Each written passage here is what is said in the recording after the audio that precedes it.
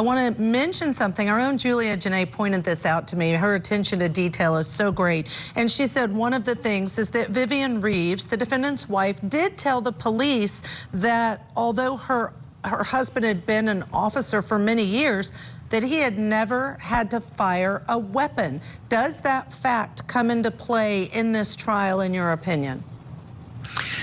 I think it does. I think his law enforcement background is going to play a huge role, and it's going to cut both ways, because here you have a person who is a captain, right? He should have been very experienced in handling all sorts of volatile situations.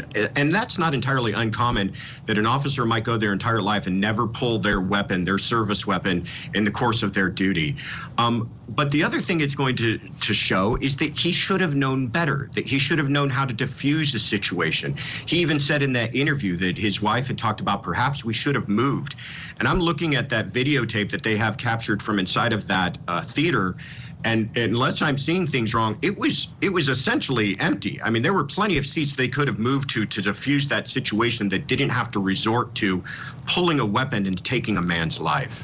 And I think, and he did say that during that part of the interview, right? If it had happened again, I wouldn't have done it. We would have just moved. And I think a takeaway, I always look at the why of trials, why they're significant, why they're important, what they mean. And I think a takeaway is it just reinforces that engaging with anyone, especially this day and age, you never know what's going to happen. It's the same as instances of road rage. When you have a shooting as a result of somebody being angry in a car, it's just not worth it. You have to walk away.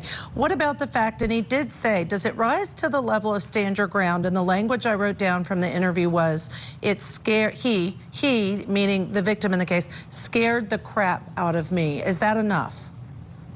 I don't think so. I mean, as a police officer, for as long as he was, I have to imagine that there were several situations that he was in that may have scared him. Dealing with combative suspects and people coming at him, I imagine that he's used to having a person yelling at him and yelling profanities.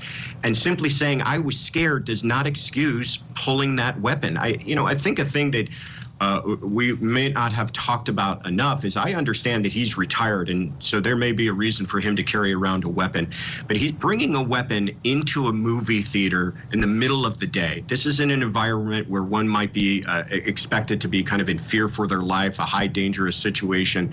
That, I think, is something that's going to be very problematic for the defense. Is why did this man bring this kind of volatile, deadly weapon into a theater when this all could have ended with, what, worst case scenario, they exchange some blows, but everybody goes back home to their families?